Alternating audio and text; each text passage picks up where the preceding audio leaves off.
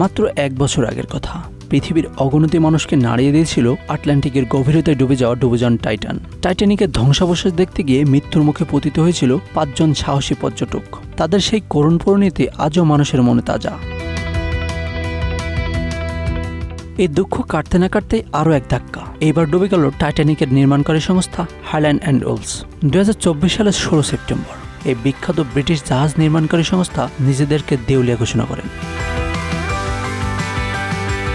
1861 সালে Edward James Harland এবং Gustave উইলহেলমস উলসের হাত ধরেই জন্ম নেয় হারল্যান্ড অ্যান্ড উলসের। প্রথম থেকে এই প্রতিষ্ঠান জাহাজ নির্মাণে বিশ্বে এক নতুন মাত্রা নিয়ে আসে। কিন্তু তাদের সবচেয়ে বিখ্যাত সৃষ্টি হয় 1908 সালে, যখন তার বিলাসবহুল প্রমোত্তরী টাইটানিকের নির্মাণের বরাত পায়।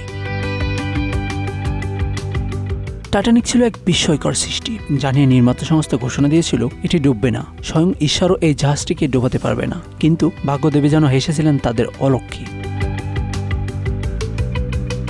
1912 সালের 15 এপ্রিল একটি হিমশৈলের সাথে ধাক্কা লেগে ডুবে যায় টাইটানিক। মৃত্যুর মুখে পতিত হয় 1496 জন যাত্রী। এই দুর্ঘটনা নিয়ে 1997 সালে হলিউডে একটি বিখ্যাত সিনেমা তৈরি হয়। টাইটানিক নামে পরিচালক জেমস ক্যামেরনের নির্মিত এই সিনেমাটি বিশ্বজুড়ে ব্যবসা সফল একটি সিনেমা। হারল্যান্ড অ্যান্ড উলসের পতন কেবলমাত্র একটি প্রতিষ্ঠানের পতন নয়, এটি ব্রিটেনের শিল্প ও ঐতিহ্যের একটি গুরুত্বপূর্ণ অধ্যায়ের সমাপ্তি। টাইটানিকের মতো বিশাল জাহাজ নির্মাণ করে যে সংস্থা বিশ্বব্যাপী পরিচিত হয়েছিল, আজ তার ঋণের ভারে জর্জরিত। মূলত এই ঋণ পরিশোধ করতে না পারার কারণেই তাদের দেউলিয়া হতে হলো। প্রতিষ্ঠানটির অন্তর্বর্তীকালীন নির্বাহী পরিচালক রাসেল ডোনস এক বিবৃতিতে বলেন, আমাদের হাতে প্রয়োজনীয় অর্থ নেই, আর তাই দেউলিয়া ঘোষণা করা ছাড়া আমাদের সামনে আর কোনো পথ খোলা ছিল না। সরকারের কাছে 26 কোটি 40 লক্ষ ডলার চাওয়া হলেও তার অনুমোদন পায়নি। ফলে প্রতিষ্ঠানটির অর্থনৈতিক সংকট আরও গভীর হয়ে যায়। হারল্যান্ড অ্যান্ড উলস একটি বিখ্যাত নাম হলেও গত 2 দশকে তারা মাত্র একটি জাহাজ তৈরি করতে পেরেছে। ফলে বাজারে তাদের প্রতিযোগিতা করার সক্ষমতা কমে যায়। এই অর্থনৈতিক সংকটকে মোকাবেলা করার জন্য তারা বারবার ঋণ নিয়েছে, যা তাদের পতনের অন্যতম প্রধান কারণ।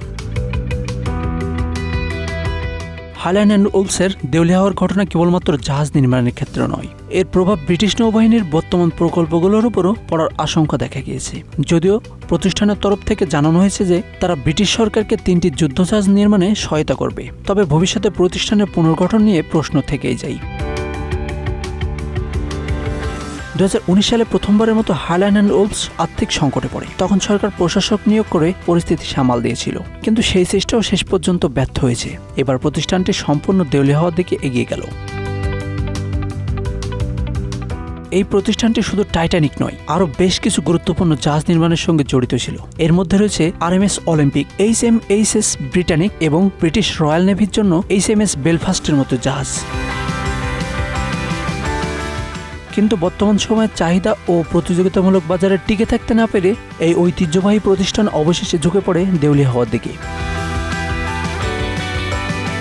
Ashanur Rahman, Bangla affairs, news desk.